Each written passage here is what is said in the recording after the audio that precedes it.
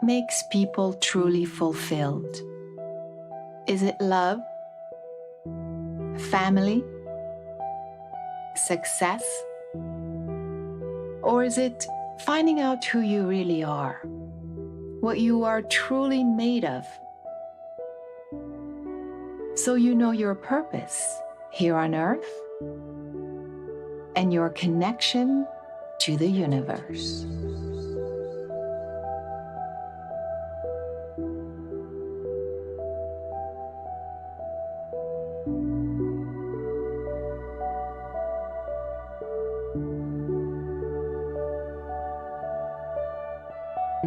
We exist as physical beings in a physical reality, while our mind is in constant communication with unseen forces in unknown worlds. We are the visible part of a potentially infinite, invisible realm. How do the two worlds, mind and matter, coexist, collide, and interact? Because the energy is all around us, and energy is all connected to all different types of energy, you can communicate with all types of different things. In your head, you just need to think, please may I turn my energy on, or anything like that, a trigger of energy, and then just turn it on. And to Joseph. It's quite a warm sensation inside your body, it's quite tingly. And then your subconscious mind kind of realises it. As a kid, I met him down this alleyway, and ever since we've been playing in my head or somewhere else. But he speaks energy, it doesn't speak our language.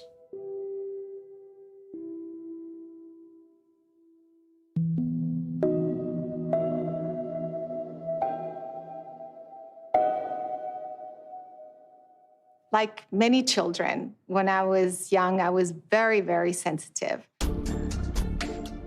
Even at the age of 5, I realized I could perceive the subtle energy. I would look at someone and I would see the energy around them. I could feel the emotions, what they were going through. I would put my hand up and I could hear their thoughts sometimes. That got me on a journey of discovery and research in the field of consciousness, how consciousness works in the physical world and how we can answer some of these questions. For example, when we sense the presence of someone, but there's no one there, what are we tapping into? What are we coming in contact with? How can we perceive an event before it happens or remotely at a distance? Is it possible to change the chemistry of your body or even your DNA? How is it that you can move a physical object without any contact with this physical object? Or use your consciousness to see without your physical eyes? The rain was tapping, and the windows and the wind was banging. These are the phenomena that we're exploring here with a new scientific approach that could potentially explain it all. And it turns out that this field that we call parapsychology is not only widespread, but it is universal. I have about 100 articles published in journals, and each one of those usually reports between 1 to 5 or 6 experiments. So somewhere in the number of hundreds of experiments. In terms of people involved, a few thousand people, perhaps. So I've studied probably numbering in the hundreds of cases. I've captured, I don't know how many dozens or hundreds of what we call EVPs, of recordings of voices. There are actually many credible institutions around the world that have dedicated many years of research in this field of psi phenomena, or what we call parapsychology. There are programs in the government that ran for over 20 years with millions of dollars in funding, using psychic abilities, for example, to spy on a foreign government. We know for a fact that the Russians were involved in this. We know for a fact that the Chinese were and are probably still involved. The United States government and several other countries are more open-minded to this. Russia comes to mind. The Japanese were very involved. In fact, Sony Corporation had a long ongoing parapsychology program. We know our own CIA had been experimenting in psychic tests and abilities and projects like MK Ultra. The Israelis had an interest in it and may still. It's very well established. If these credible institutions and governments around the world are dedicating so much research and funding into this field, you would think there's something there. In graduate school in about 1970, I saw a banner on the wall that said, "Learn how to meditate." And I found out that I could debug the software I was writing in my nuclear physics studies in a meditation state much more accurately and quicker than I could if I were actually looking at the printouts. The lines that had errors in them were red, the others were black.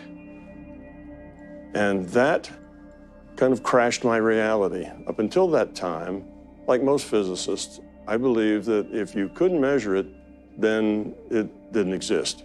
So I would do experiments in that I could have one of these effects and then change a variable and then do it again and then change that variable a little more and do it again. From consciousness, your intent can modify future probability, can modify what happens in the physical world, which means that consciousness is the fundamental thing and the physical world is a derivative of consciousness. So I knew that consciousness theory should also contain physics theory. I finished my neurosurgical training at Duke in 1987, and then I started work at Harvard Medical School after doing a fellowship in cerebrovascular neurosurgery, all along thinking I understood something about brain, mind, and consciousness.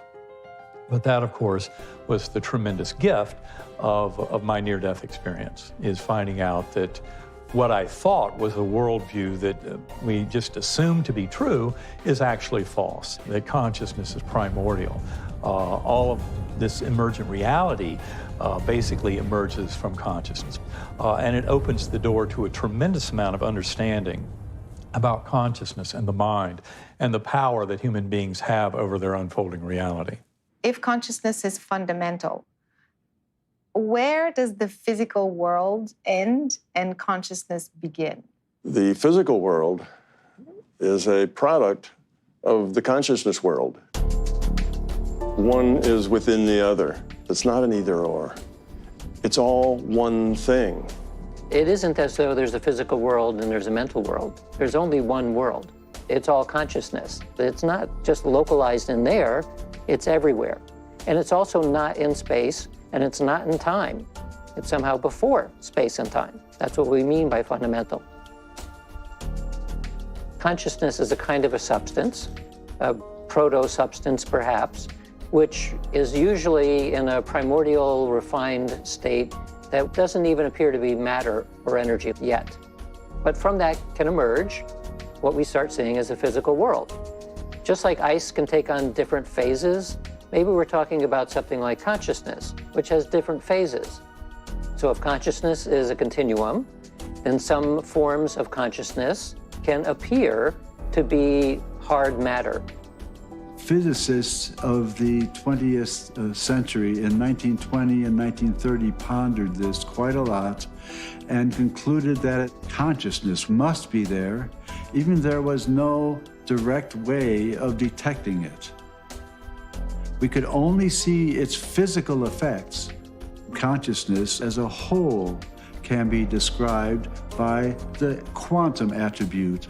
It's just that the quantum attribute does not follow Newton's laws. It's not physical. It's an entirely different part of the description of matter in the universe. If the physical world exists within consciousness, how come we can see one and not the other? We see physical reality, and we think that we are physical bodies walking around in this physical reality. What we are is consciousness. We are pieces of consciousness playing avatars in a virtual reality game called this physical world. So a consciousness comes here with no memory. So when it logs onto its avatar, that avatar is all it knows. So all of its experience is experienced with that avatar, with that fetus, with that newborn. This is an apple, this is mama, you know, this is the door, this is my house. It just learns how to interpret the data. What's really happening is that the computer is sending this individuated unit of consciousness a data stream. That's how reality is created. I do believe we live in a virtual game, but I don't necessarily believe that we live in a simulation. Yes, I do. No. I don't know. I mean, I don't think simulation in the sense that it's like one giant video game. I don't necessarily believe we live in a computer that somebody else created. I feel like if that was the case, then there would be like technological glitches in the sky. When I think about simulations or the Matrix, I believe we do. We probably thought up this whole construct before we came here and decided we're going to go in and we're going to play this game, and here are the rules, and we're going to go deep into it, and we're going to completely forget that we made this game. I think we are the ones that are running the show. I don't know who's running the show, but I can tell you at times I think it's a shit show. Complete shit show.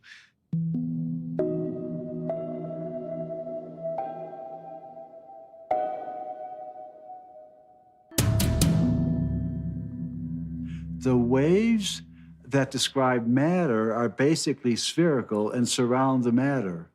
But consciousness waves, which exist in the same quantum space, are now spiraling. Let's focus on the spin attribute because it is an attribute that is shared most intensely with the overall structuring of matter in the universe.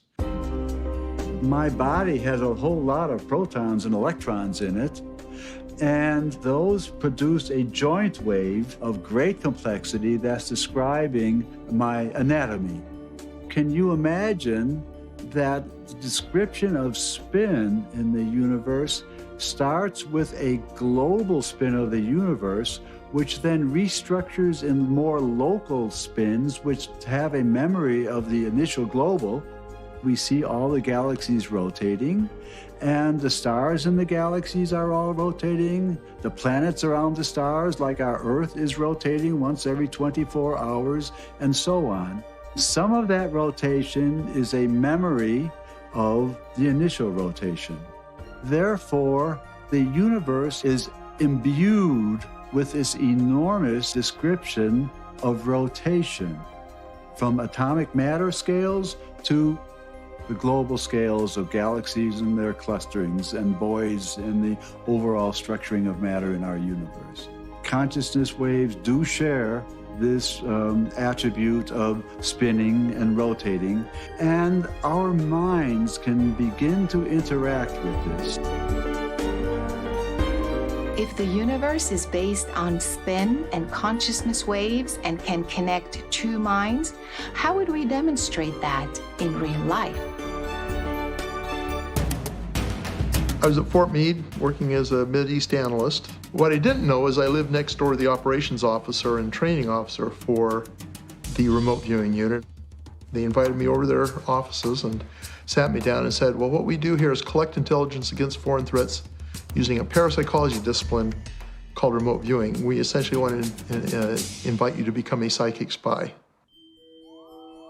The U.S. intelligence community had been following what the Russians were up to and the Soviets and discovered they were pursuing parapsychology pursuits. And so the CIA was obligated to check this out. And at a certain point, they were having such good success that the CIA said, we ought to be using it against the Russians, and at that point then it went operational and they started collecting intelligence against the Russians using remote viewing, and the Chinese and a bunch of other people. A viewer who is well-trained and has a lot of experience produces information that is clearly remote viewing in origin, these clearly psychic, if you will, in origin, roughly 70% of the time. Because of the Soviet aggression, I have asked the United States Senate to defer further consideration of the SALT II Treaty. In the 70s, when Jimmy Carter was president, they were trying to figure out how to base these missiles so that the Soviets couldn't take out our missile systems.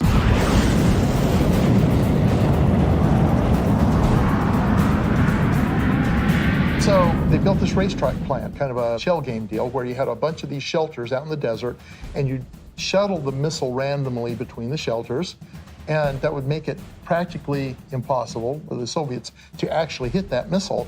Problem was, we had to find out if there was a way that the Soviets could beat the system. And so the SRI, Stanford Research Institute folks, did a study, and they were able to identify 100% of the time where the missile would be. And that information was provided to Carter, and Carter canceled the basing plan because it became obvious that there was a way of beating it. I've directed that no high technology or other strategic items will be licensed for sale to the Soviet Union until further notice. It did affect policy. It did affect a high-level government decision. And there is actually a letter from John Warner that confirms this. If there is such a thing as a psychic spy, I was curious to learn how the soldiers may have been trained to spy on the Russians. Actress, producer, and inspirational speaker Rachel Brooks Smith, who is well familiar with mind-body work, was fascinated by the subject and decided to give it a try. So, Paul. Hello. Good to see you again. Thank you. We saw each other at that conference. When I met you, I thought Rachel would be fascinated by the remote viewing. I am very fascinated, very excited to learn. I believe so much in, I guess, all of our superhuman abilities that we have that are untapped. And I am on such a path to discover those and strengthen those and share them. So I'm just, yeah, I couldn't be more excited. Interesting, the term used, superhuman. I like to think that it's normal human. I love that, yeah. But that our society hasn't recognized the fact that this is part of normality. So remote viewing is an interesting thing. It's a way of focusing your subconscious mind. Your subconscious mind knows the answer. It's your conscious awareness that doesn't. And so this serves to focus your subconscious mind, and then as you're going to write this stuff down, that's a way of bringing that into your conscious awareness. You're trying to get your subconscious talking to your conscious awareness. I've tried to narrow it down to very core elements to give you at least a flavor of how remote viewing works. I would love to try. Okay. It's like a crash course. Yeah, right. It's a crash course. Every molecule, every atom that's here, we have over here.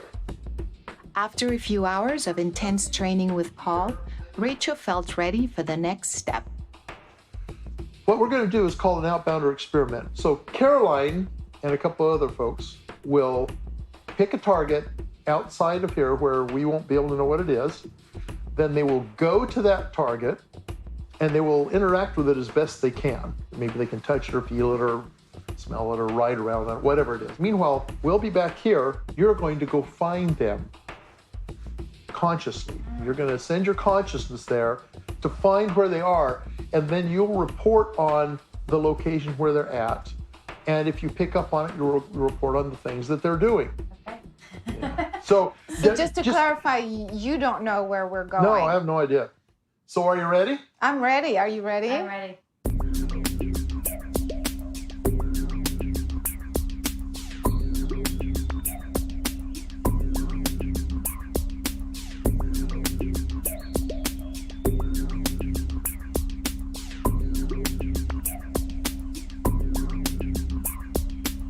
So Rachel, what you're going to do is you're going to direct your consciousness to the location where Caroline, Evan, and Dylan have gone, and you're going to attempt to perceive and describe the setting that they're in, the interesting things there are to see, generally the things there are to experience.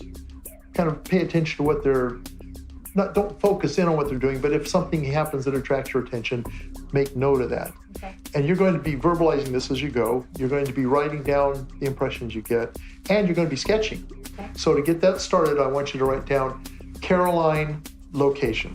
Okay. Okay. Just start kind of perceiving and describing in descriptive kind of terms what you're experiencing. Okay.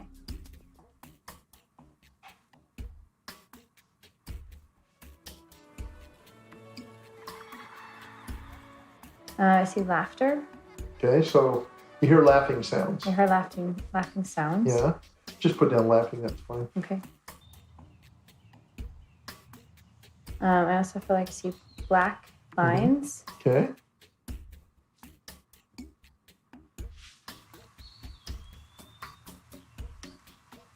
Something red. Okay. Like a feeling of red. I can't feel what, but I feel like Caroline was like holding something. Okay. Go ahead and just put that down. It feels like it's black, like a black feeling. Does it have a, how does it feel? Like dense. Does it have a texture to it, or?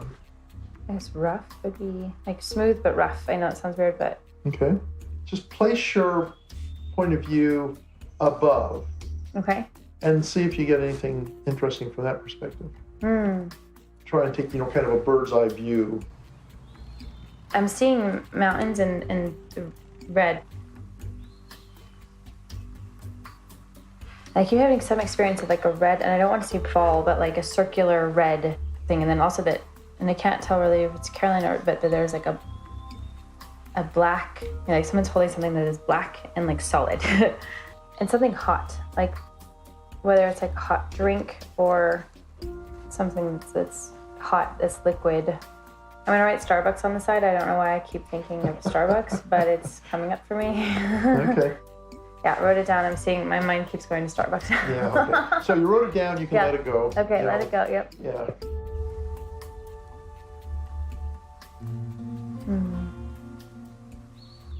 Doesn't feel like there's noise. Like it's just like noise going on.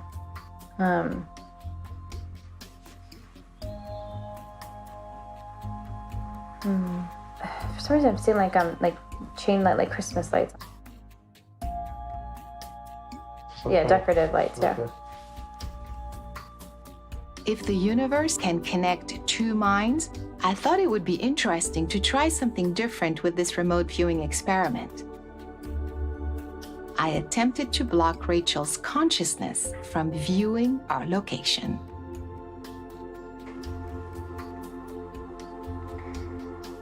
I'm just kind of going back to what I know, Okay. That sounds like a good place to end. Go ahead and write end down. Okay. So go ahead and gather up your pages. Okay. And we will head out.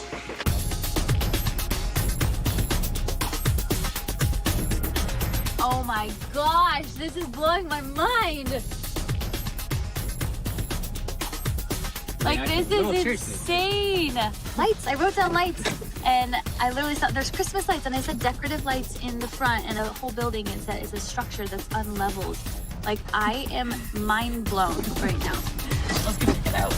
Oh my God. Really, like, I can't believe it. Like, I literally can't believe it. So what happened? Well, first of all, one of the biggest things that I picked up on was decorative lights. Like, I literally wrote, like, Christmas lights, decorative lights, and... That's a Christmas tree. That's a Christmas tree. And right here, you can see, I wrote lights, Christmas, decorative. The first thing I did is I walked all the way to the Christmas tree. I kept saying this, like, kind of reddish color, and obviously, like, all the buildings are red. Are red. Amazing. But I also said, remember the circular thing that's the carousel? I said there's this red feeling that's like almost like a circular feeling. That is that. So then I actually came this way. Okay. I was like kind of, holding on to this thing and looking up to the Christmas tree. I said gray and black bars. And then we saw this. We were just so curious, like what you were picking up. I had said as well, I talked about like noise and like kids' laughter and playing. I'm so mind blown. How did I get this right? So then what else did you do while you were here? So I came this way and I touched these bars like this.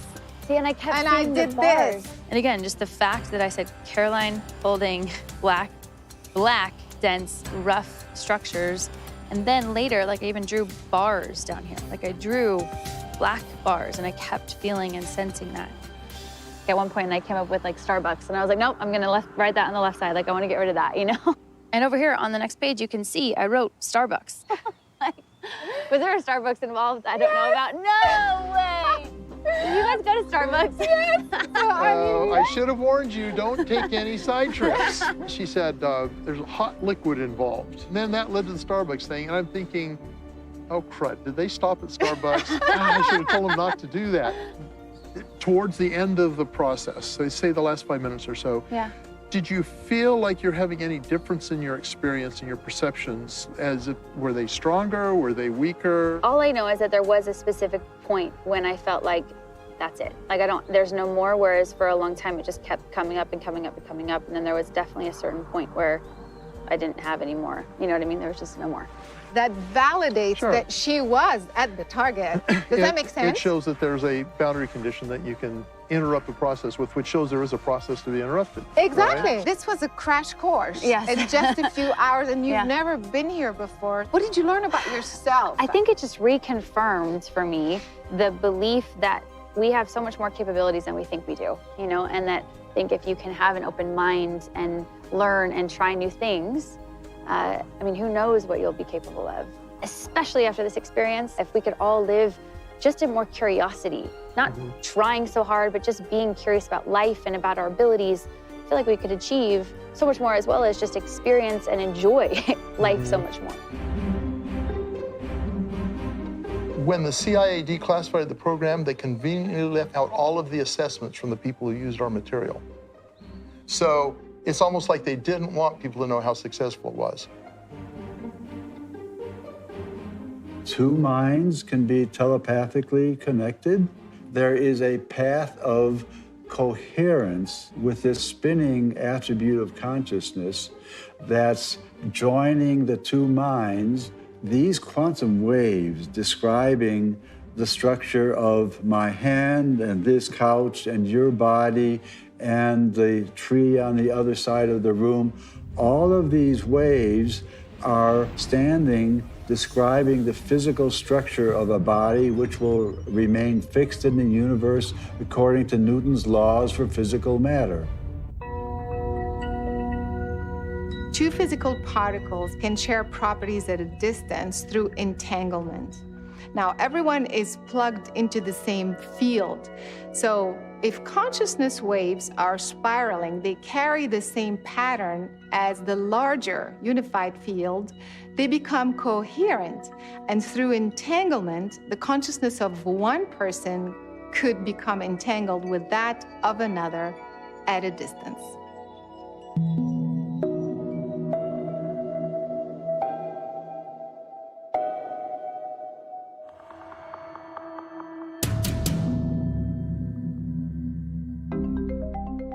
It seems that our consciousness may be entangled with the physical world and in many ways. If that is the case, then there must be physiological effects we could detect as a result of this interaction. When we reach 30 Dr. Dean Radin is chief scientist at the Institute of Noetic Sciences. He agreed to run an experiment with my friend Rod that would demonstrate the physiological effect of intuitive abilities. So what we're going to show you is a series of pictures, some of which will be emotional and some of which will be quite calm. All you need to do is look at the pictures because we have in front of you an eye tracking system that'll measure the pupil size of your eyes. And the reason we use pupil size is because it reflects your emotional processing. What we're interested in this is not how you respond when you're looking at the picture, but whether you respond before the picture actually shows up. It could explain many phenomena that we think of as psychic, because we're getting information about something which has not actually even occurred yet. In this case, we're using pictures because they're fun to look at, and we can take advantage of the emotional response in the eye, but it seems to work on any sensory level. So the hypothesis here is that my higher consciousness, which isn't bound by third world dimensional reality, senses what's coming, my eyes dilate. Whether it's other dimensional or higher self or other self, we don't know. I prefer to think of it only at this point in terms of unconsciously what is happening, and unconscious is reflected in physiology. Okay, so let's start it up, and it's going to go all by itself now, and we'll let you do it by yourself. Okay.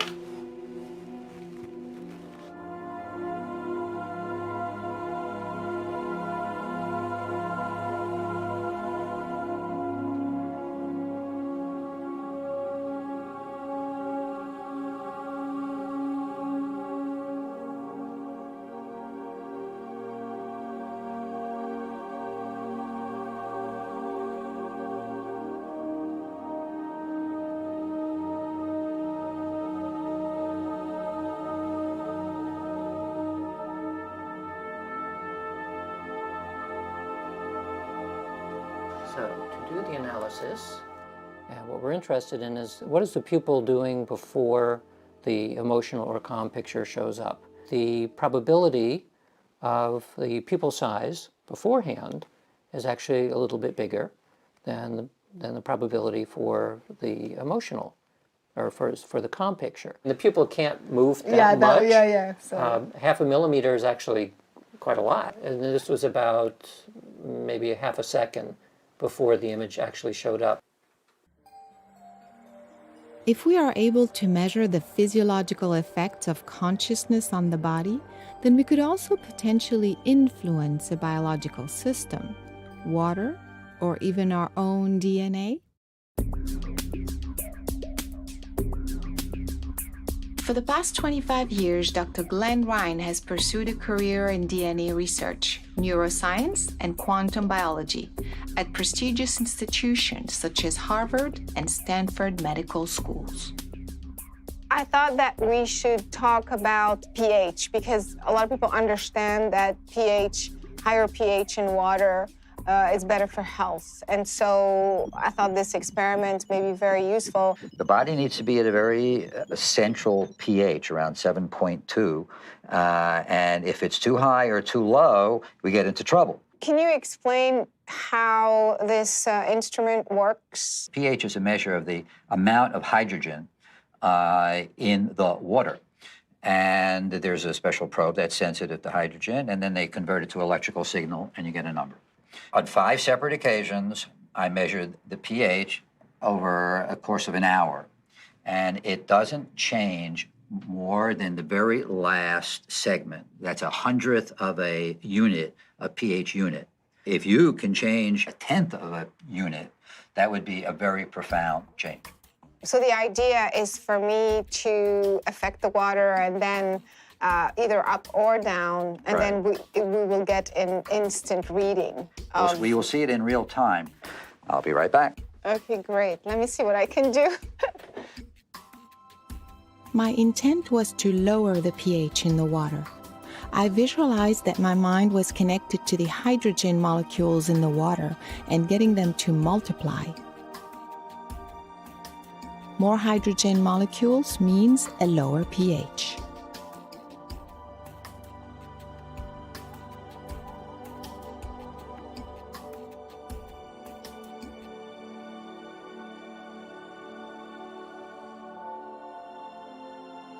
So we started at 757. 757. And I dropped it to 747. That's a whole unit. That's a large effect.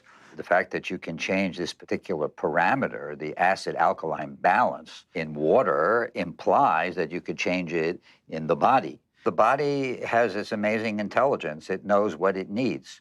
So the fact that you can create an environment with your consciousness and your thoughts and your intention that pH can change at all would allow the body to change the pH in the appropriate direction that it needs. The dogma is you can't change your body chemistry by thinking about it, but the implication is that the intention and the imagery that you use can be used to change your own internal pH, and yes, just let your body do what it knows is the optimal direction and magnitude for change.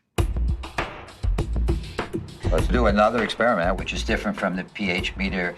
I have a special device here. It's called a potentiostat. This allows me to take a measure of the conductivity of DNA itself. DNA is very sensitive to human consciousness. From my own previous research, the experiment to see is if you can influence the conductivity.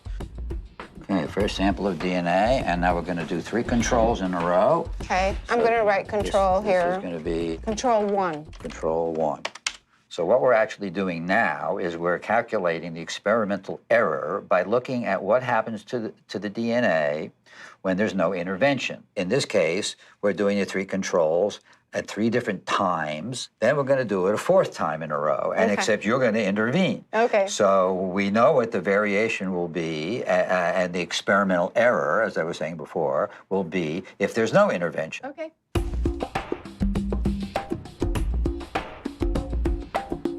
13.2. 13.2. That's the control. Control number 2 is 12.9, so. 12.9, okay.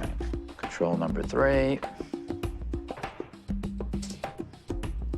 Yeah. 12.46, so the average is 12.9. 12.9 kiloohms. So if you now are able to, with your consciousness, resonate with this and either get it to go up or down, then we'll be able to measure it. My intent was to increase the electrical conductivity.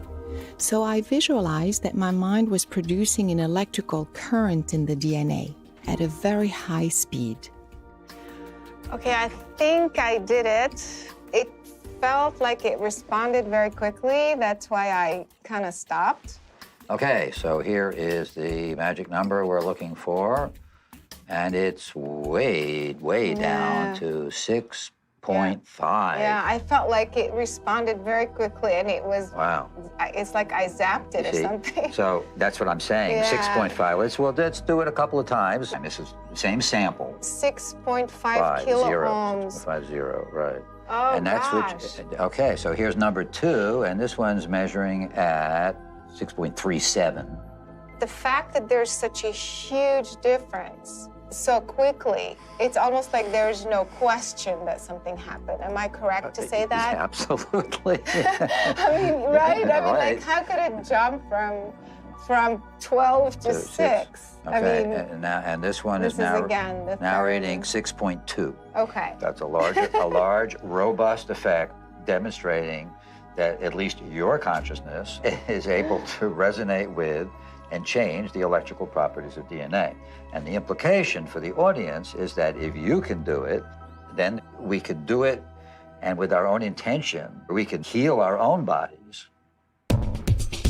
My theory is that you're just projecting energy, and whether you project it into a test tube, or whether you project it into your own body, or whether you project it into my body, it's the same phenomena, it's just a different target receiving the energy.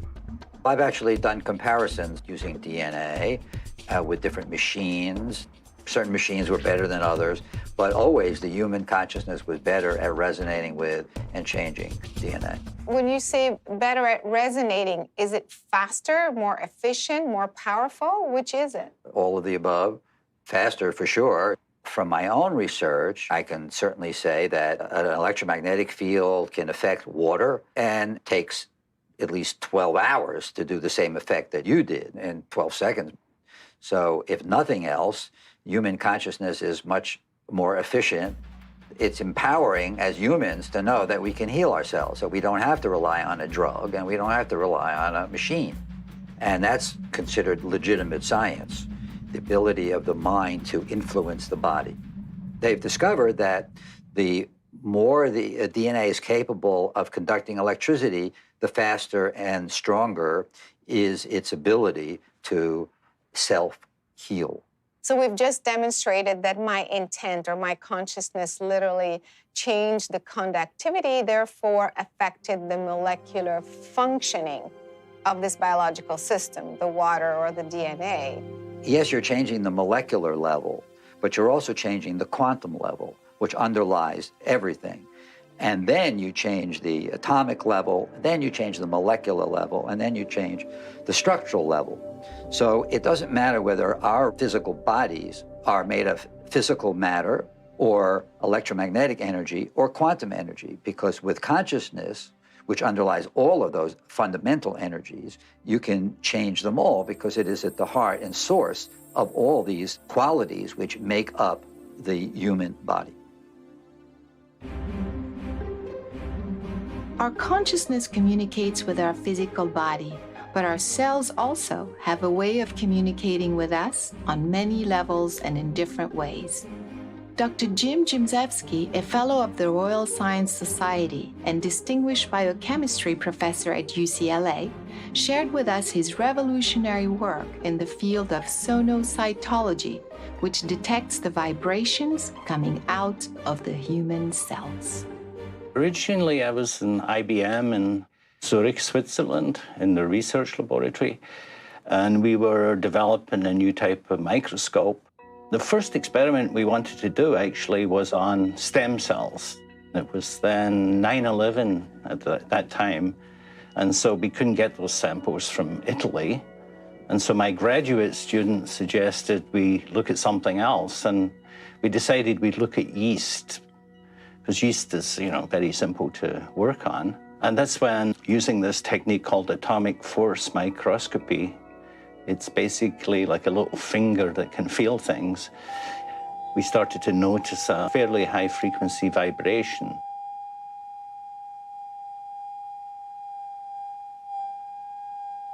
The first thing I thought it was some kind of noise in the system.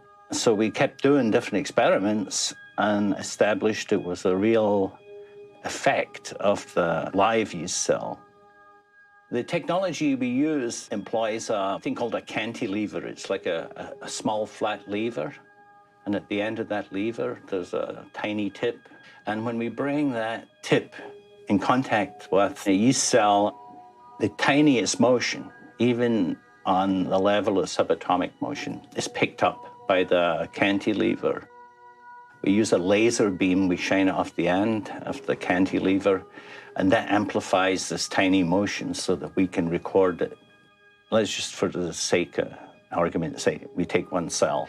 Inside a human cell, there will be a lot of mechanical processes going on, transporting nutrients, moving things around. There will be motion of the DNA. All of these things can occur essentially at different rates. So the end result is complicated motion on a very small scale. You mentioned that the healthy cell has a continuous harmonious sound, but then the diseased cell has an erratic sound. We can treat them with different chemicals that affects the molecular motors. That caused this strange process where the cell was singing.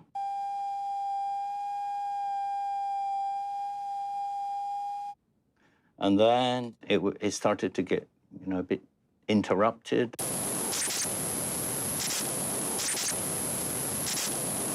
And so it was a process until it stopped. So if you look at a dead cell, for instance, you will effectively hear something like a white noise, like shh.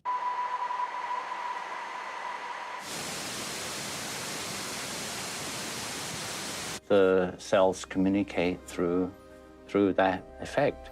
And in fact, the fact that I'm speaking at the moment, there's a bunch of cells in my throat, right, resonating, communicating with you.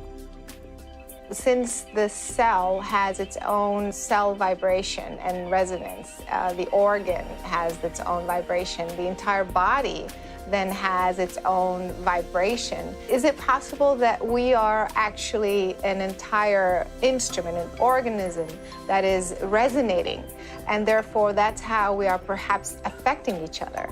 I definitely believe that we are able to influence ourselves, influence our others. A fascinating observation comes from our own planet, the solar system, and the universe, which also emits sounds similar to the sounds of the cells inside our own human body.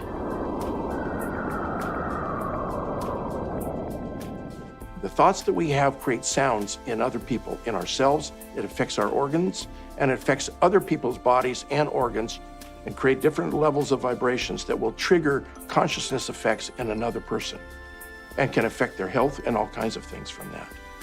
The power of that unconditional love to fully influence everything in our existence if we're simply open to it, if we're resonant with it in our kind of loving heart consciousness, if we resonate with that loving force.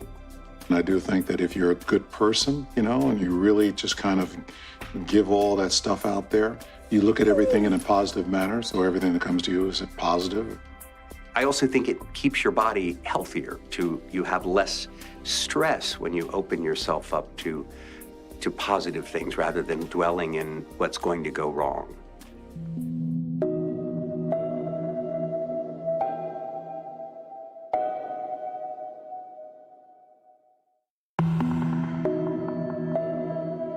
We know our intent, our thoughts, our emotions affect how we feel. But have you considered that what you say may also have a direct and measurable influence on your body? A relatively new field of medical science analyzes your vocal imprint to identify toxins and pathogens in the blood and help diagnose many illnesses. Don Estes has developed a new approach to this vocal technology that demonstrates not only the frequency imprint, but the patterns that are present in your voice. Karina Smirnoff's world is all about music and sound.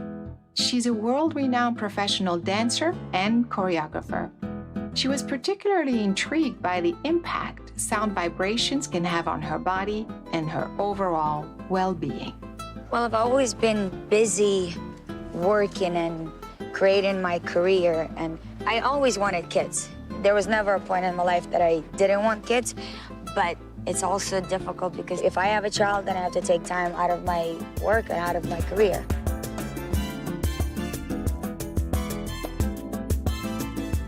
I'm gonna introduce you to my friend. Okay. And then we'll see what happens. I'm just gonna let you discover it. We'll see what I mean. Okay. Karina, why don't you tell us about your life? Well, my schedule is really, really busy. I travel the world internationally constantly. I do 14 to 16-hour days. I always feel like there is never enough time to do everything that I want. So what you're actually going to be doing today is you're going to be doing a new technology called the portical, which you express yourself into. So we take the voice in, we analyze that, and at the same time that that's happening, I'm plotting this pattern on this screen. Most people use this technology as an intention machine, an intention manifestation machine. I want to speak my intentions into it, and I want that to come true. So we'll have you put that on and flip it around that way. Perfect. Can you talk about something that's really, really bothering you right now? At this point, the only thing I'm missing is having my own kids, having a family. I feel like I'm running out of time to have a child where my parents can also get to enjoy their grandchild, where I'm not a mom who gets, to pick up her child from kindergarten. They start thinking, is that your grandma? Okay, so Dawn can show you how these are real patterns that are inside yourself. Yeah, well, the first thing I noticed about this is all of her outward radiance has kind of gone away. We see more again of these oval shapes that are vertical ovals, which means there's a lot of focus on the potential, more so than the imaginary. So on this horizontal plane, you got a lot of energy tied around time. So, Karina, when you look at this pattern, how do you feel? It's busy without structure. Chaos. Maybe. So, why don't you switch to something you really, really love? Something that's working in your life that you want more of. I do what I love. I get to travel the world. I love traveling. I get to experience different countries, cultures. So I love that, and I enjoy that tremendously. And I'm also doing a lot of things with the kids. I have a big kids program that is taking off really, really fast. This is like having a dream come true. In terms of work and where it's going, I couldn't be more grateful and happier. Great. All right. So now we see a lot of harmony going on in there. We've got a lot of circles outside of the center there. That really brings your energy out into the environment. And it's going to have a tremendous effect on people. Well, it's a responsibility to self as well as to other people, to be able to stay in the right state of mind, to stay positive. What's your favorite color? I've always loved yellow because I find that it's happy, it's a ray of sunlight, it's warm, it's life-bringing. It's yellow. Yellow is happy. Great. And tell us about your least favorite colors. My least favorite is dark burgundy, like that dull, not even dark, like dull burgundy. I find it stale and flat and old. This is interesting. When she was saying yellow, I saw more You yellow. saw more yellow here. And then when she was saying burgundy, there was more burgundy. So if I want to feel happy, I should wear more yellow? She doesn't even have to wear yellow. She could say or think yellow. That's true. That's what we were talking about earlier. It's what you say is what reality is. And that's the hardest thing for people to really get. Well, thank you very much. This was incredible. It was very eye-opening, and I learned a lot. I believe the experience today not only enhanced, but it kind of proved that we create our reality. So if there's something that we want, we need to project it out there. We need to manifest it. We need to at least give ourselves the platform to create it. There is something more to a human being other than just a physical being. It's kind of like a fingerprint. It's like each one of us has a individual everything. We have an individual fingerprint, we have a voice print, we have brain frequencies and heart beats. Your heart shows how you're feeling about things. Your brain shows how you're thinking about things. But your voice does that immediately. When you say it into the real world, you make it real. And if you say it enough, it will become real. Reality actually starts on the other side. A lot of scientists that are beginning to see this see it as a mirror universe. Any real thing that's on this side in the direct space we live in that is not 100% its true self, it hasn't totally actualized yet, it still has a potential self, a missing part that's still on the other side. Those two components are discrete, but intention has the ability to reach across that veil and consider these actual and potential components and bring them together. And as soon as it brings them together, a little string shows up over here on this side. You have these automata as the most primary basic level of reality that when added together by intention, they become strings, which become primary particles, which become atoms, which become molecules. The molecules come together and make up cells. The cells come together and make up tissues. The tissues make up organs. The organs make up superorganisms like humans, stars, star systems and galaxies and that sort of thing.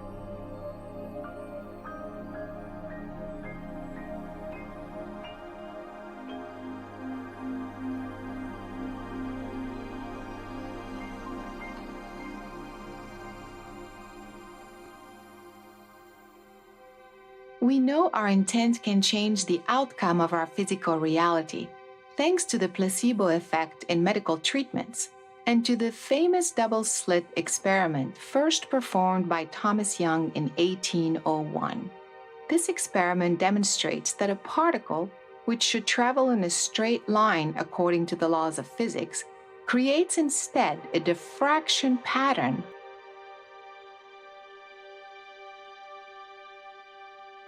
Now that's called the observer paradox. Why is it that when an observer looks, you get particle distribution, two lumps of particles behind each slit, and when the observer doesn't look, you get a diffraction pattern. The particle doesn't exist, you see, until some player gets that information of the particle being there in their data stream. Once that's done, it has to stay there. It has to be a particle from then on. So it acts like a particle. That's what brings it into this reality. It becomes a part of the physical world. Then anybody else that looks there will see that same thing. It is actually very empowering to think that we live in a physical world that hasn't happened yet. It is your observation. In other words, it is you. It is your consciousness that is reaching into the world of probability and bringing it into existence. Our voice contains the patterns of our thoughts and emotions, while our brain is registering and storing these patterns in the form of EEG waves. We can in fact replay these EEG waves and translate them back into an actual sound. Another contribution to this concept comes from audio engineer Colin Harrington, who claims to be able to see his thoughts, his emotions, and his dreams on a projected screen. I've always been a very vivid, lucid dreamer, as long as I can remember, 3, 4 years old. And I would describe my dreams to people, and I was met with a lot of skepticism. So I felt compelled to try to figure out a way to show people or let them see and hear my dreams. When I got into computer sound and composition, a lot of my master's was focused on various different EEG projects and interactive multimedia and things like synesthesia and changing color into sound and sound into colors. Color is a frequency, light is a frequency, brainwaves are a frequency, all of the sound that you hear is a frequency. Those correlations and blending those with diverting them into other sensory inputs are making the internal external and the intangible tangible. There's a whole field called cymatics that turns vibrations into the patterns, and you can see the wave interference patterns that are very elaborate and striking and beautiful. Using sometimes different types of technologies like this can help you retrain your brain. You see the results of how your mind works.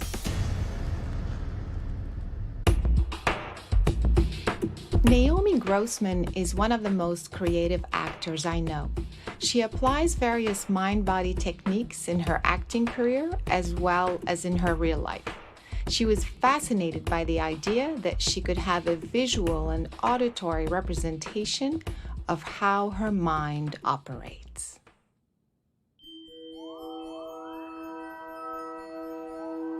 It's a one-to-one real-time response. So as your mind is evolving and changing based on your mood and your alertness, it will generate music in real time. And I can run that into pretty much any instrument that I want. So we'll be able to hear a representation of your feelings. Oh God, I'm scared. There's a little bit of saline solution on this. Okay. It's nothing strange. It's used as a conductor. Oh, I like this look. It's definitely a little futuristic. Yeah. So this will be a little bit better of an example if you wanted to stress yourself out. Go for the stress.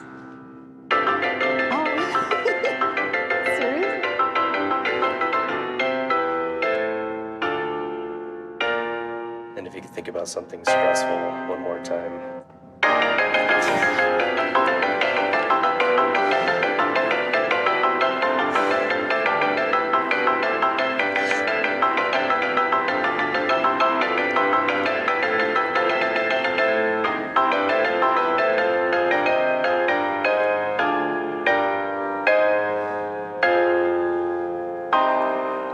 So I think we can see an incredible range.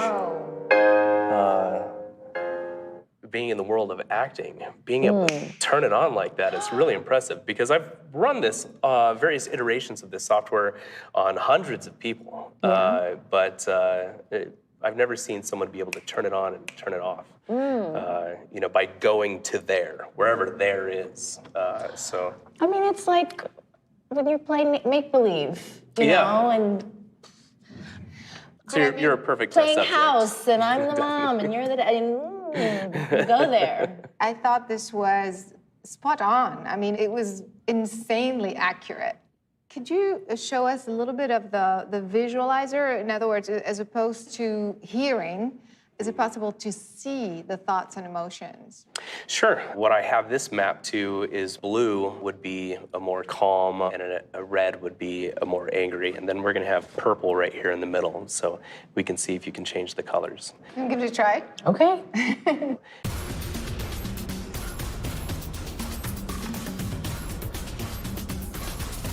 Stress.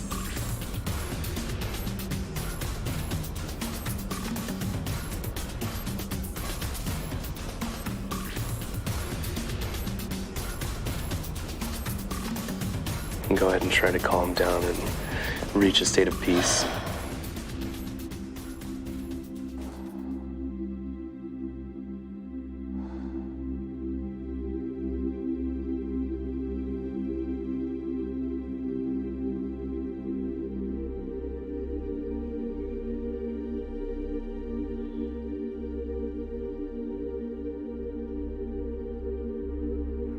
really love the one-to-one real-time relationship here. It's amazing. So did I go red and then did I go blue? Oh, yeah. Absolutely. I've spent plenty of time going red in my mind. Whereas going blue, you know, I have less experience with that. And it was fun.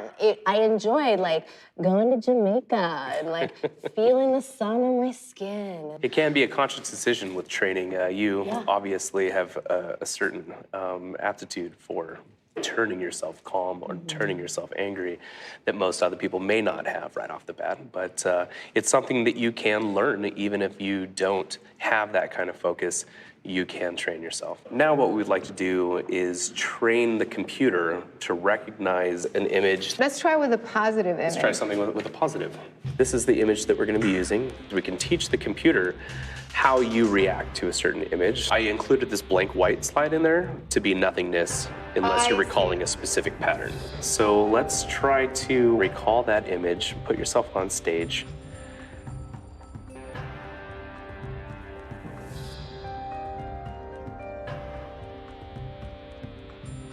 And then think of nothing. Nothing.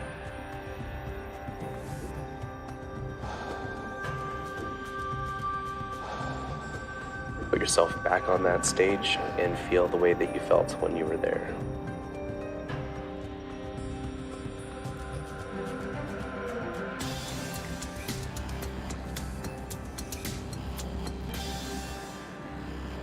It's crazy. It reminds me of that expression, when it rains, it pours. It's no wonder that, like, when things are going well, they go really, really well, or vice versa. Like, those times when I booked 2 national commercials and got a boyfriend all in 1 week. It's like, well, yeah, I'm putting something out there. I'm fixating on the positive. And it just goes to show, like, we need to flood our brains with positive images. It was so interesting, you know, I mean, we have so much power. We have the power to affect change in our lives, so why not choose the positive, since we have a choice? Yeah. Did this help you kind of see how your mind can go either way in a split second? Yes. And how your brain is registering? It's like, when in doubt, if you get the choice, which, because we have the choice, go to Jamaica. Our thoughts and emotions can be perceived as sound and images. Sound can be turned into an image, as in the biological sonar that is used by several kinds of animals, whereby the animal emits a sound that resonates and echoes back a visual description of the environment that they're in. In plant life, studies have shown that trees emit a frequency, and this is how trees can communicate with other trees about incoming predators or weather patterns. How could there be oneness with animal life, plant life, and the earth itself without a mechanism that allows you to maintain this oneness? If plants and animals can communicate through seemingly invisible frequencies, is it possible that humans could also be doing the same? We are surrounded by this invisible pool of energies and waves. We know electromagnetic waves, sound waves exist, but we don't see them. So the idea is, how much of these waves can we actually detect on this side of the veil?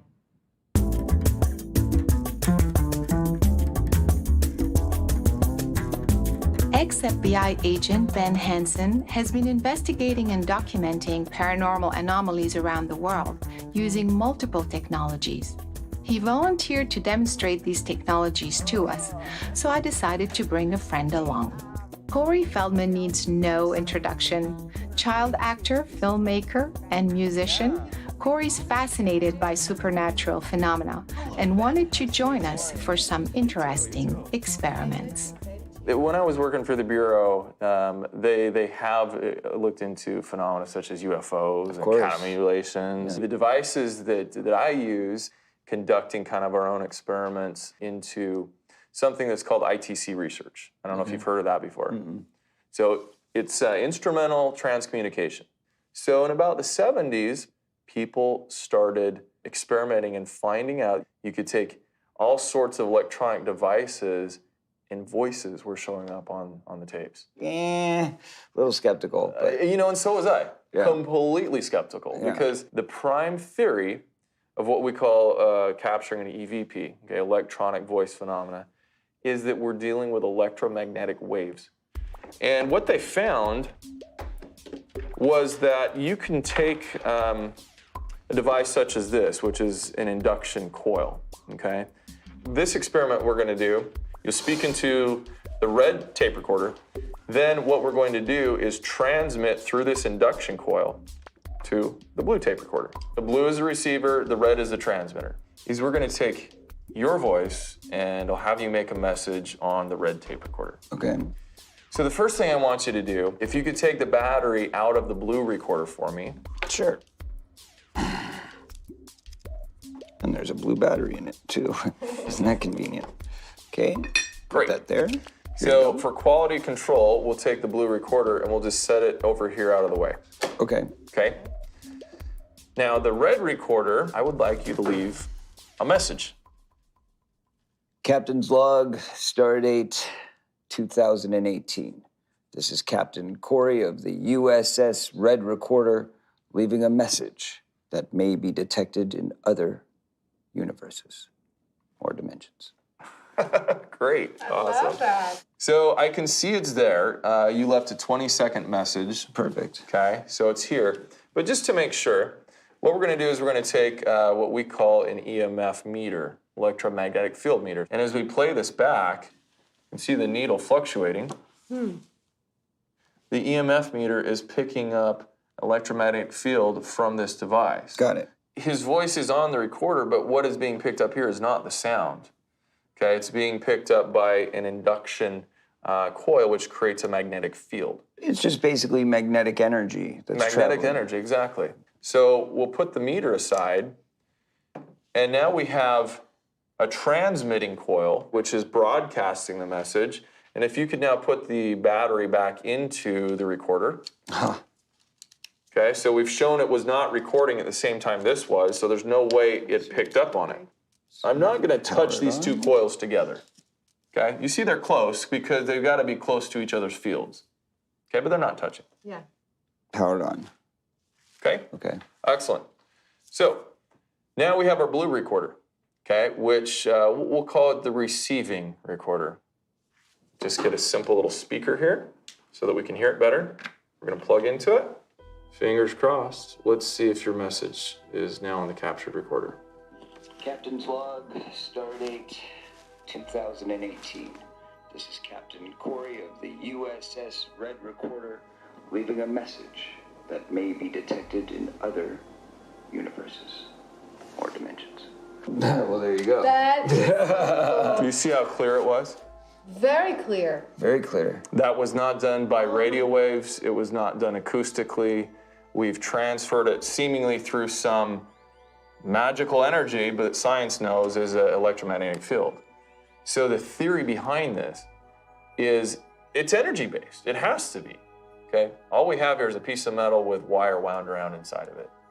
What do you think the biggest induction coil, let's think grand scale, what do we have would be the biggest induction coil that surrounds us all? The Earth. The Earth. If it's that, or if it's some other energy we don't quite understand, we're all connected to it. You just demonstrated how sound waves can be transferred from one point to another without physical contact. I can think of somebody across the world, and just by thinking about them, They'll call you. They call you. Yeah, I do it all the time. The reality is we're all plugged in to the same source. I completely agree. We can take this whole concept of imprinting your residual onto a physical object, okay, visually, and in a special camera that I have. So if I could have you both just have a seat right there, and just relax, okay? I'm gonna come over here. Okay. And I have a specialty camera here. The average human puts out about the same amount of heat energy as a 100-watt light bulb. Okay, so that's what you're doing right now, both of you just sitting there. Energy, as we know in the law of thermodynamics, it can be transferred from one thing to another, right? And heat being an energy, a wave in a sense, You guys are emanating that now, okay? And you're interacting with everything you come in contact with.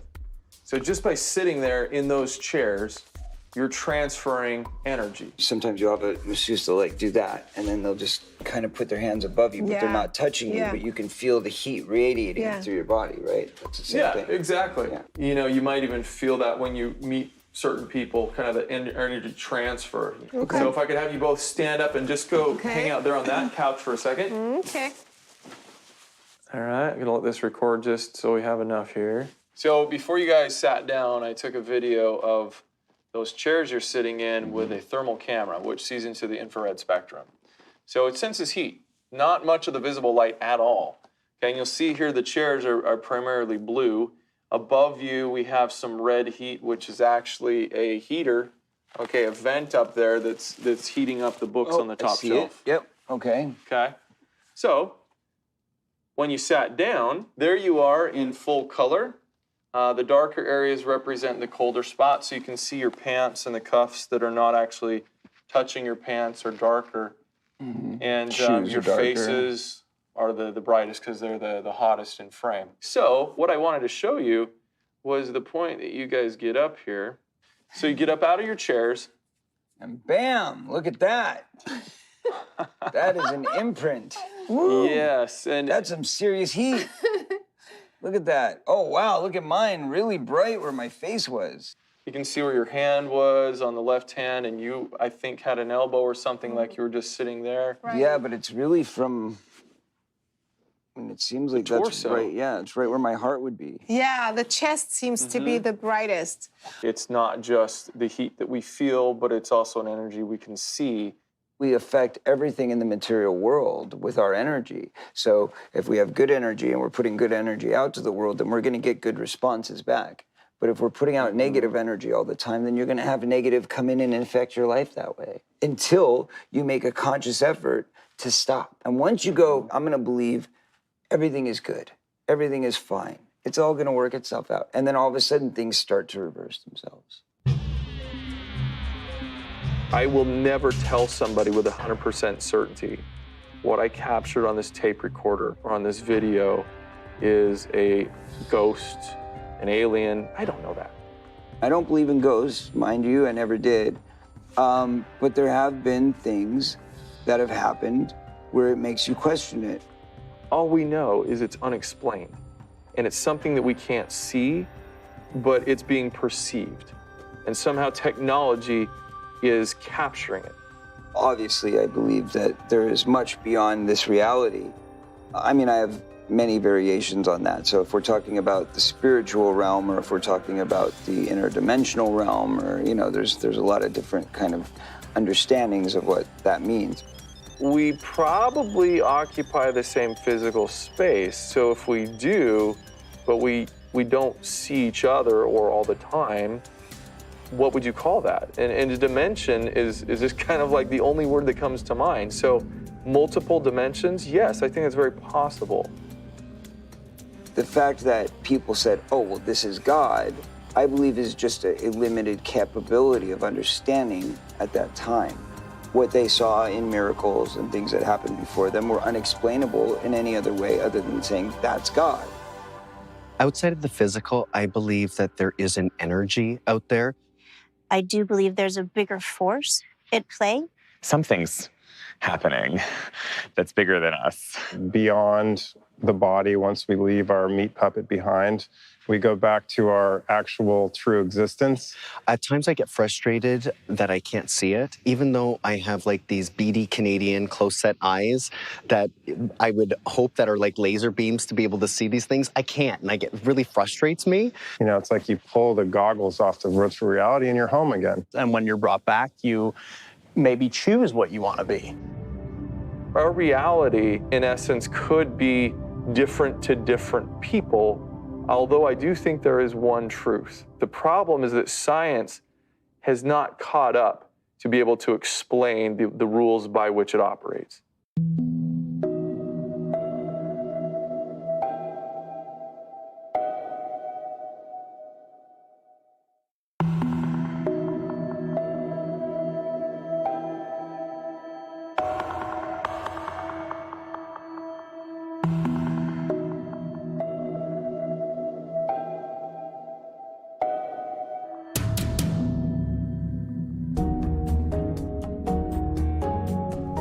PK is short for psychokinesis. It is the ability to move a physical object without physical contact.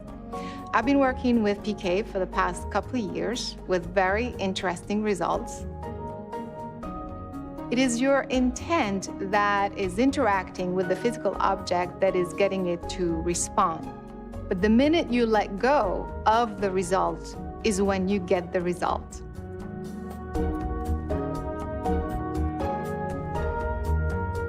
At the Institute of Biosensory Psychology in St. Petersburg, Russia, you can learn how to use your consciousness to move a physical object. A graduate from this institute is UC Berkeley's quantum physicist, Dr. George Weissman, who has been able to demonstrate these effects repeatedly and over the past several years. Well, it's just a freely suspended object. And it's inside a glass cylinder so that it's isolated from the heat, from drafts, and so on. If you leave it alone, it doesn't move at all. What we do is to basically focus on it and make it turn. So from the ordinary physics perspective, this is impossible. It's not there's consciousness and there's objects. Objects and space and time all are manifestations within consciousness. It's a kind of unification. Matter, so-called particles, are more like information carriers. Particles are not things. Even once you've seen it, it's not an actual existing particle, but then it can be thought of in a way. It is described by this wave function, which is just a probability function.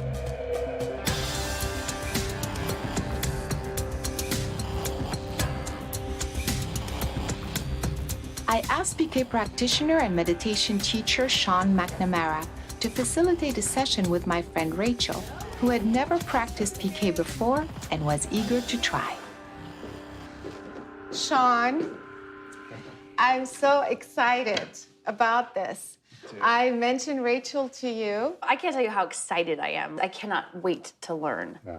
It sounds like you have a lot of confidence already, like some part of you already believes that it's possible. Is that true? Oh, I do. I have been studying and so passionate about the power of thought and intention. I mean, ever since I was 14, through a really difficult time in my life, I saw a movie that changed my life, and I had this very life-changing experience where I was like, that's what I want to do.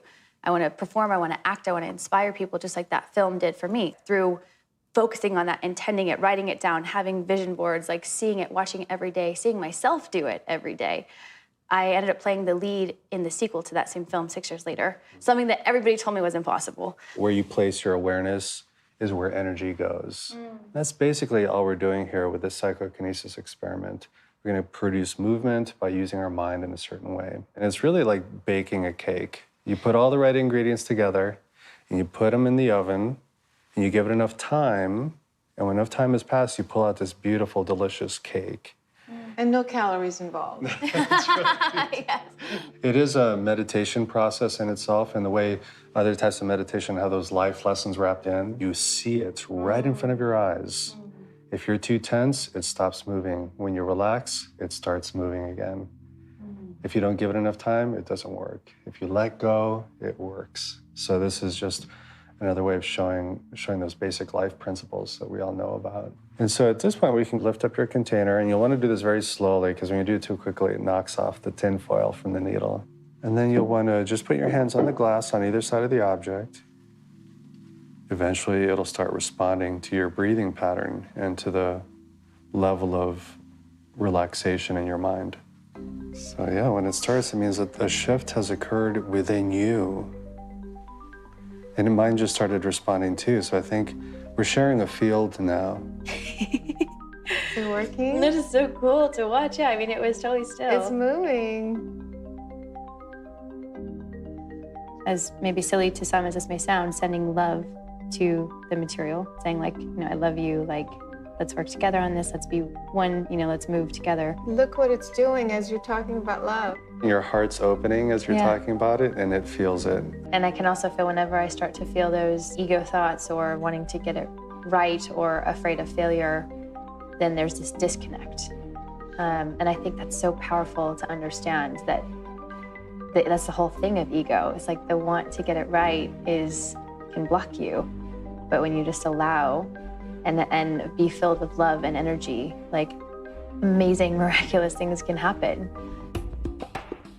Rachel will now attempt to place 2 objects inside the glass container and see if she could perhaps influence one object and not the other. I was wondering if I am here, if I'll have more ability. Sure, keep going, because the other one just started going. There you go. There you go. Clearly, Rachel's talented. I mean, that's like amazing. And it's her first time. This is the hardest condition to be under. Not only is it your first time, but you have 6 cameras on you. There are other people in the room watching, hoping, expecting. Yeah. These are the hardest conditions for anyone to operate under for psychokinesis. So congratulations.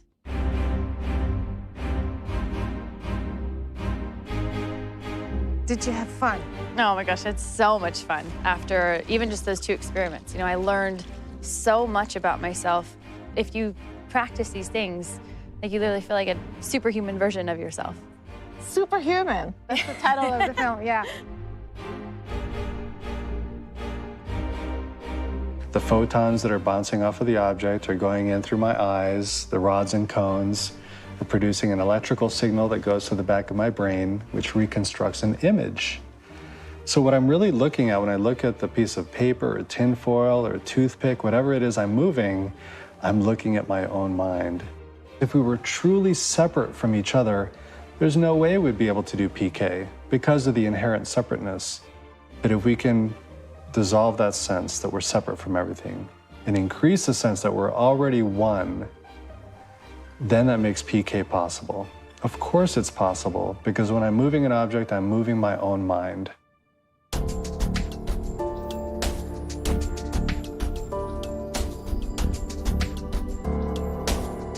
Dr. Mike Willicke is a professor of neurobiology from the University of California in Berkeley and a researcher at an NIH-funded laboratory.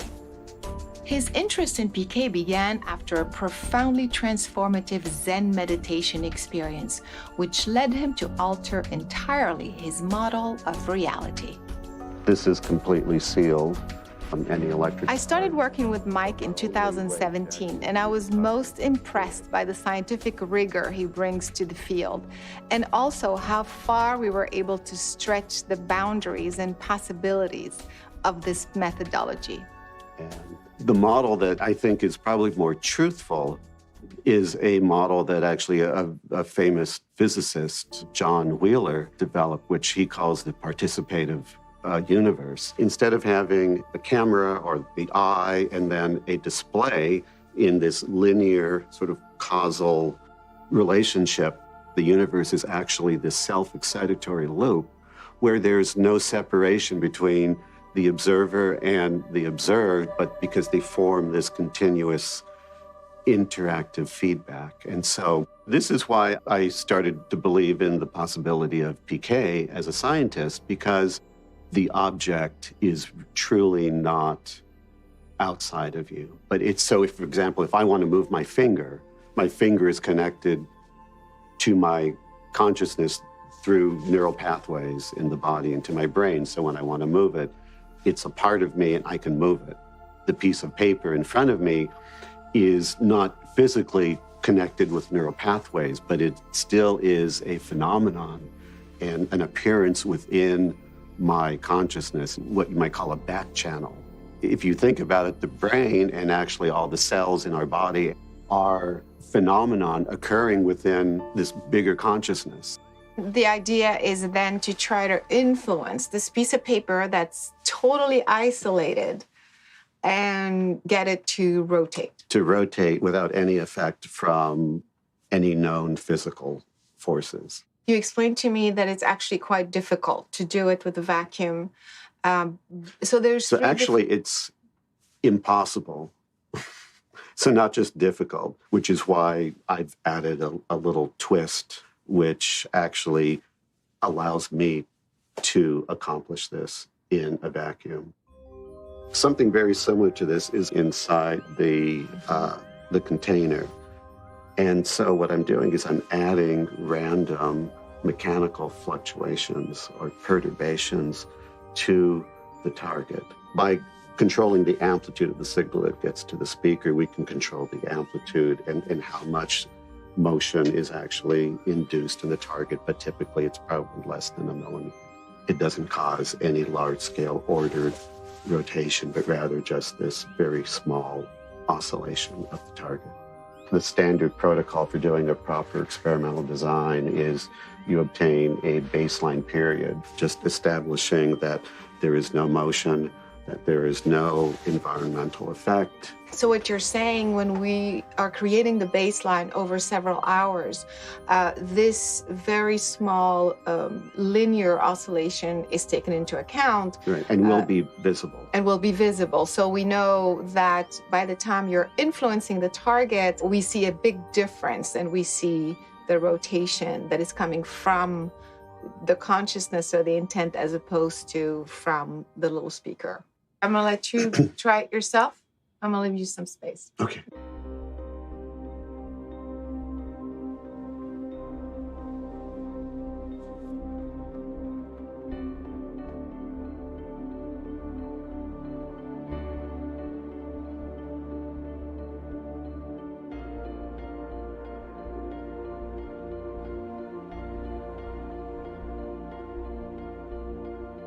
So Mike, how did it go? What happened? If you can see, here's the baseline, and it shows that the target is randomly moving back and forth, maybe like a degree or so from peak to peak. And then at this point here, you see a larger rotation.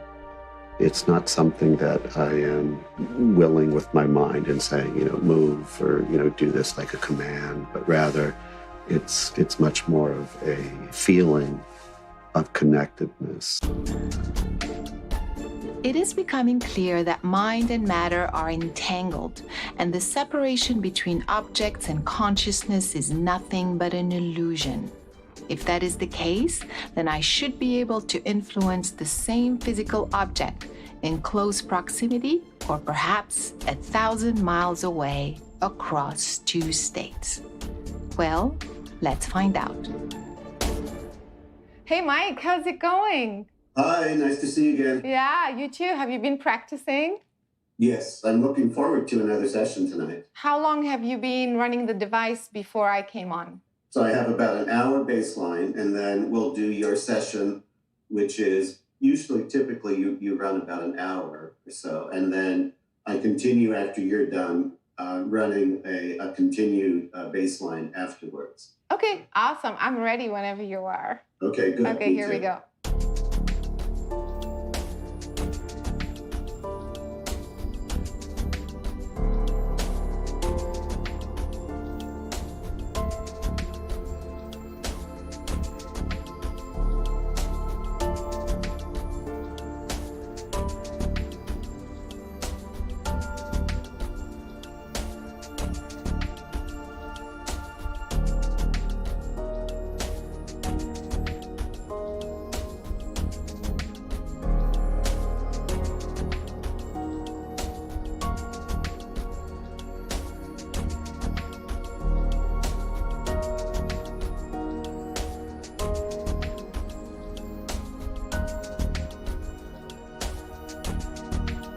It was just like turning. That's really something I haven't seen before, having it rotate multiple times in succession like that. Is it possible the people who are watching would say this is a fluke? Could this ever be a fluke since the baseline was established for so long? Typically, during the baselines, it's completely motionless and still. So I'm confident that the results we're getting are being really provided by your intention and not by any other kinds of environmental factors that could be influencing the target.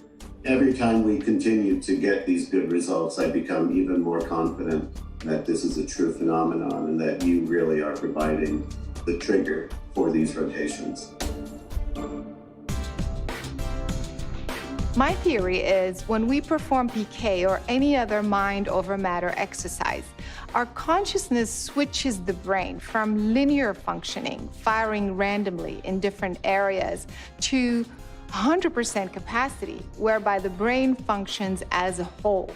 Anyone can do this. In fact, without knowing the anatomy of the brain, all you have to do is focus your intent on the center of the brain.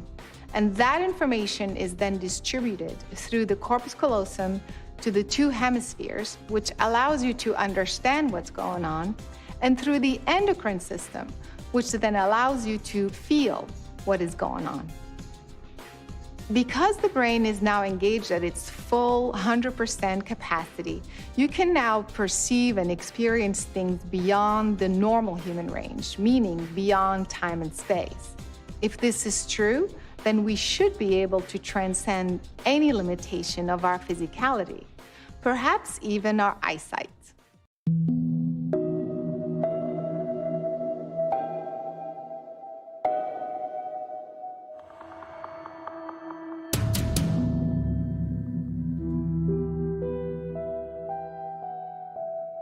Our first stop is in the UK, where we encounter children who are using blindfolds to access their superhuman abilities. We're gonna play some games. Put your blindfolds on for me, please. Ready? Justin, tell me what's on this card.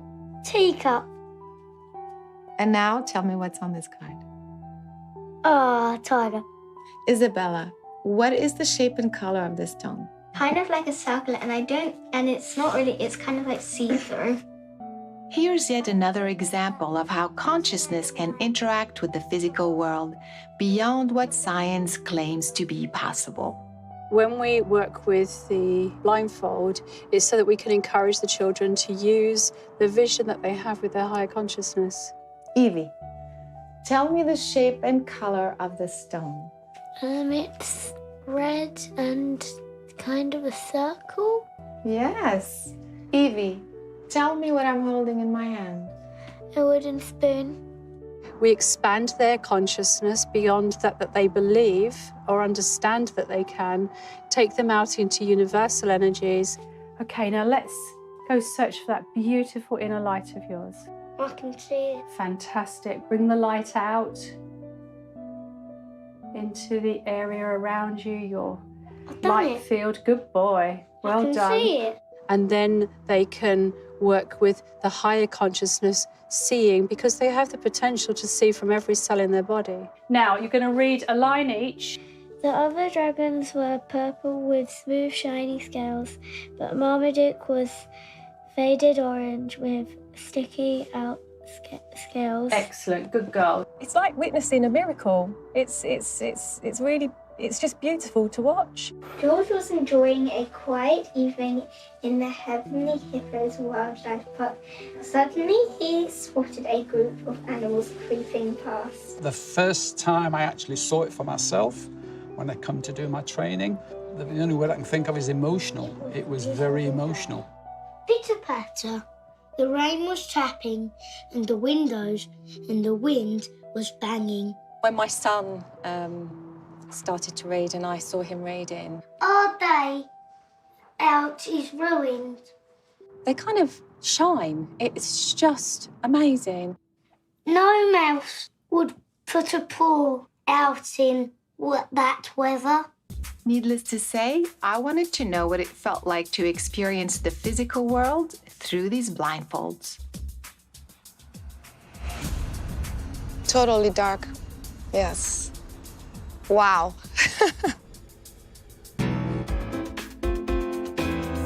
Witnessing these incredible children up close got us on a journey to discovering others around the world who are applying similar methodologies to achieve mind-blowing results.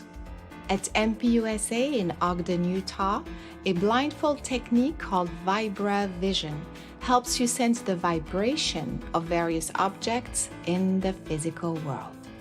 All physical matter in the universe is actually a form of energy that's made up of atoms. And those atoms are cycling or vibrating at a certain frequency. Practicing vibrovision gives us the ability to access our sensors and to perceive those vibrations, and then convert it into a usable mental image we call mindset. Red, yellow, blue, yellow, orange, blue, green. we can see the unseen, to do things that are thought of as impossible. 8 of clubs, 10 of diamonds, 5 of hearts. 1, 2, 3. At MPUSA, folks of all ages demonstrate these incredible skills inside the academy and out in the real world. How about the grilled chicken and sausage gumbo? Gumbo. That's fair. How much do they cost again? To $29.98. Correct. And Colton, what were you just touching? These are fan boxes. All right, what color is that? That's blue. Let's find the Lay's brand.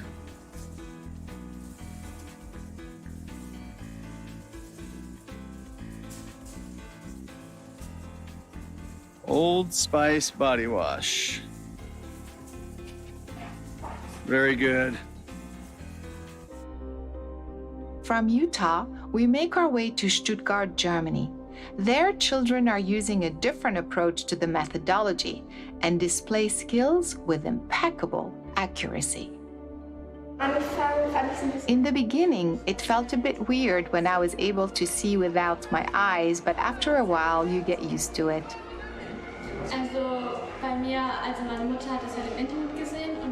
I was rather skeptical in the beginning, but once I learned it myself, my reaction was, wow, this really works.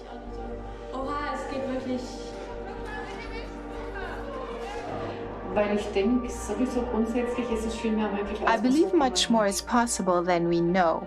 Human beings have a lot more skills that they could develop. I also have a granddaughter who learned this skill and bops around with the mask here today. I'm amazed how well it works.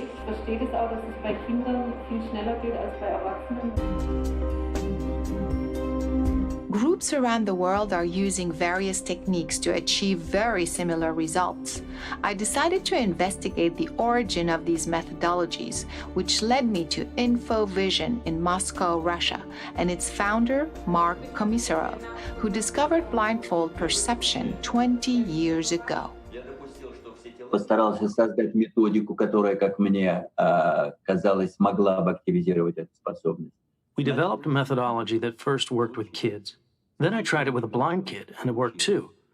Then I tried it with adults, and it turns out the methodology also works with adults. And that is what I've been doing for the past 20 years. Эту способность у любого человека. Mark Komisarov's colleague, Mihaela Istrati, volunteered to offer further assistance on how the InfoVision technique actually works. Once these three are in harmony, consciousness, mind, and brain, then everything works at the speed which the mind is able to accept this ability.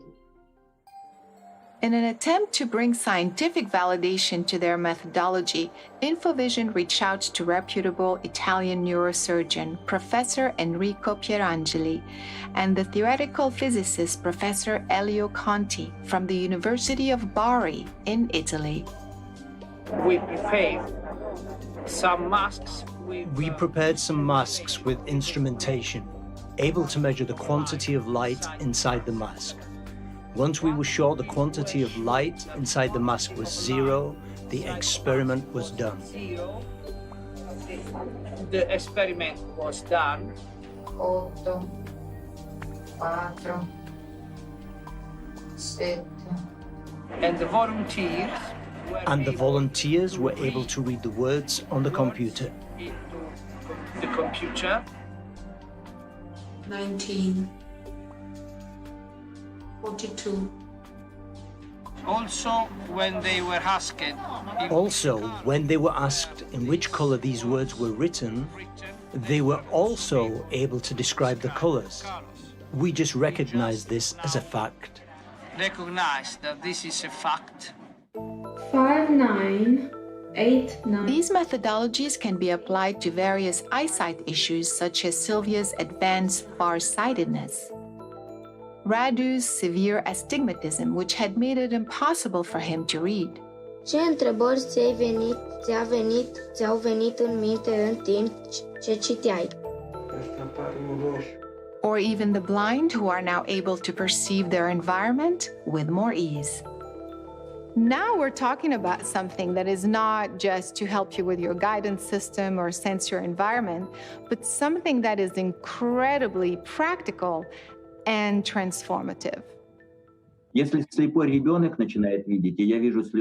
When I see the tears of a mother who brought a blind child and the child starts seeing after my seminar, that is what's important.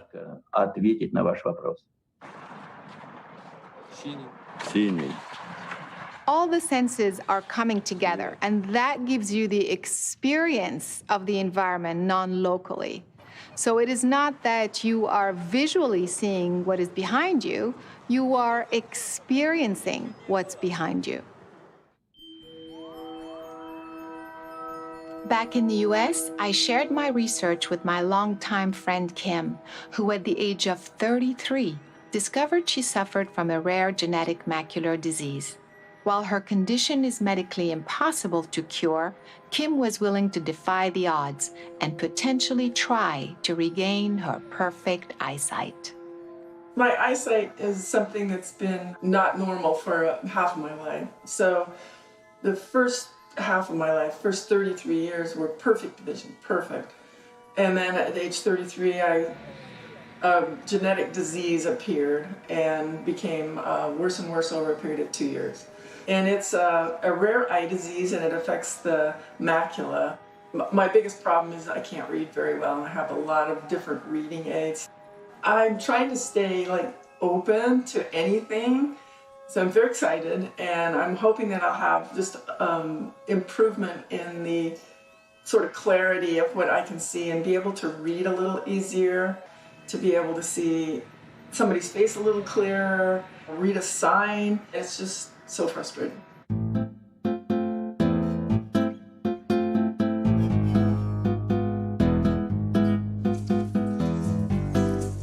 One of the things we did that was really mind-blowing was to wear a mask that completely blacked out all light.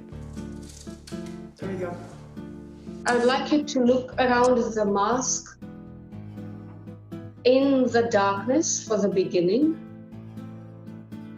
And sooner or later, you will start to see some little lights here and there. You sit there for a while, and then all of a sudden you start seeing things. All right, now I have a white dot. I started to see the whole, it was as if I was seeing the whole universe, all of the stars, all of the constellations. You could actually see the stars blinking, you could see meteors. Because I can still see the stars again. It was very cool. It's like you were, and so you could just sit there for a while and just enjoy the show. And then we started to use colored pieces of paper to determine if I could see colors. Yeah, so let's do like this. This is green. See if there's any difference in the colors. Here says purple, the opposite color. Mm-hmm. Here is red. Well, I couldn't see 100% of the colors. Some of the darker colors were harder to see. I could see colors.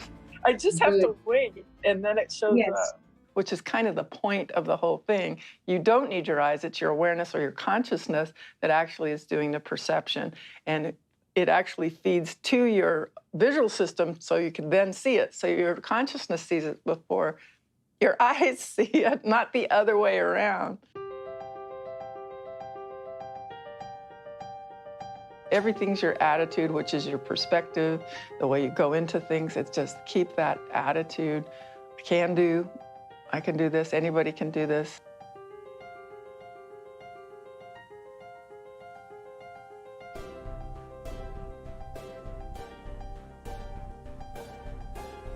That seems like it's blue. It is blue. Let's start with the mask. And I'd like you to set your focus as a periscope on the papers that I want you to see. Green. Excellent. Excellent. Looks like pinky red, magenta, whatever, pinkish Yeah, red. red. Excellent. Excellent. I got yellow. Yellow it is. Oh. Well done. Pink. Marvelous. It is pink. Oh, wow. My instructor would show me letters. She'd hold up little kids' letters, and they'd be in a color, and they're all capital letters. And I could actually see those. So, and that wasn't right here in front of me. It was, she's in Romania, so it's many, many miles away. I have a T. Amazing, Kim. That's what it is. Well done. Woo-hoo. Normally, if I pick up something to read, I'd get my magnifying glass and I'd assume this position. And this is really hard on my neck. It hurts, and I've had some neck problems from constantly doing the same pattern. But now I just pick it up, I look at it, and I just wait, and then I start reading. Okay, so now it's getting really easy. I used to take notes and just write as if like I used to write, and thinking I was writing well, but I wasn't. And so now what I'm doing is taking my time and seeing what I'm writing and making sure that each letter has a space around it, and so that I can now go back and read it, whereas before I couldn't see anything because the letters were on top of each other. Okay, this says, let's try this now. I am going to write in different sizes. So now I'm just deciding to pay attention, take my time, and now I can read what I write. Huge. The idea that seeing is not believing, that seeing doesn't have anything to do with it. It's more like you can perceive everything, the visible, the invisible, whatever. You perceive it with your consciousness and your awareness. It's not seeing is believing. In fact, it's probably the opposite, because your brain plays tricks on you through your vision and other things. So I think this is a huge concept that's applicable to everything. The blindfolds are an incredible tool that remind us that we don't actually see with our eyes, we see with our brain. But it is your consciousness that is reprogramming and directing your brain to perceive what you want to perceive and experience what you want to experience. This is what this is about, mind over matter. If the current scientific laws of physical reality were accurate and complete, then they shouldn't be broken, ever.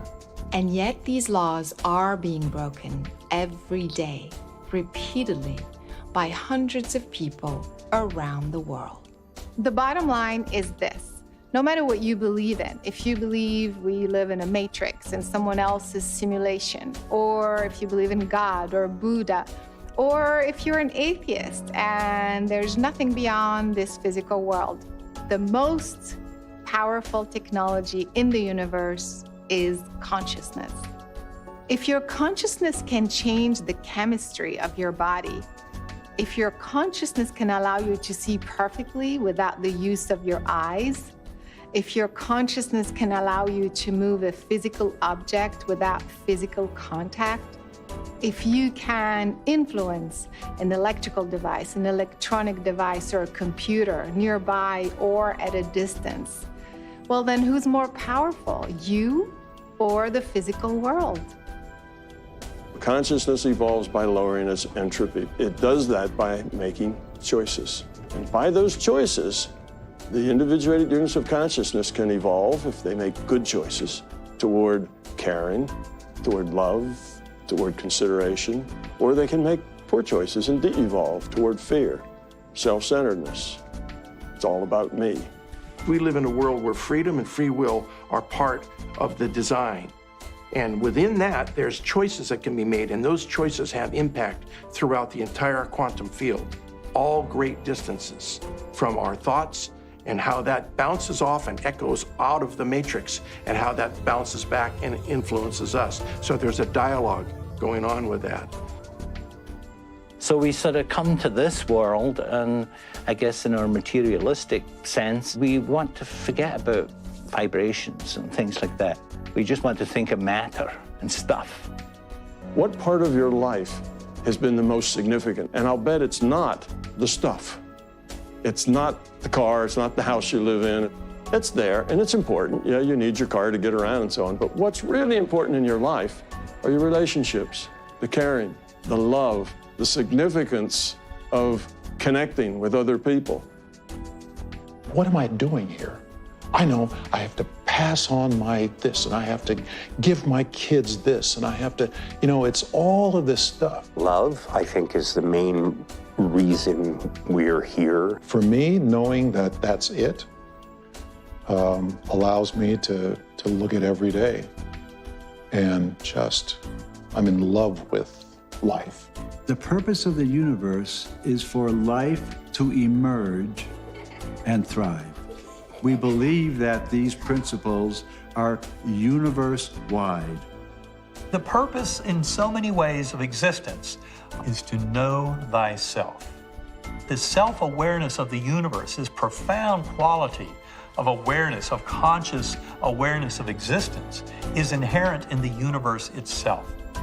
Exploring your superhuman abilities allows you to discover your own potential, the mechanics of your consciousness. In other words, understand who you really are.